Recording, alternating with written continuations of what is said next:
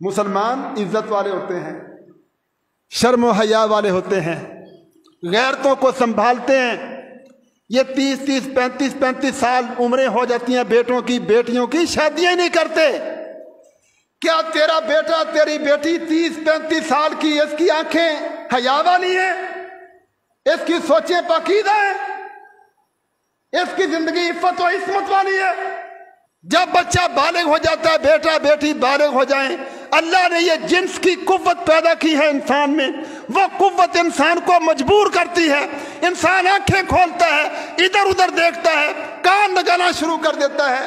رسول اللہ صلی اللہ علیہ وسلم نے فرمایا آنکھیں حرام دیکھتی ہیں تو آنکھوں کا زنا ہے، کان غلط سنتے ہیں تو کانوں کا زنا ہے، ہاتھ الٹی سیدھی حرکتیں کرتے ہیں، ہاتھوں کا زنا ہے، قدم ایسی جگہ پر چل کے جائیں جہاں یہ چیزیں میسر ہوں، دیکھنے کو ملیں، قدموں کا زنا ہے۔ ہمارے تو نوجوان بیٹے بیٹیاں بدکاریوں میں ڈوبے ہوئے ہیں۔ یہ تصویروں کو دیکھنا، ڈرامے، فلمیں، نیٹ اور لمبے چوڑے یہ معاملات صرف اس جنسی قوت کو تسکین دینے کے لیے یہ حرام طریقے ہیں۔ رسول اللہ صلی اللہ علیہ وسلم نے فرمایا بیٹا بیٹی جوان ہو گیا، شادی کرو، اس کی زندگی کو پاک بناؤ، اس کی آنکھوں کو پاکیزہ کرو، اس کی سوچ پاکیزہ کرو۔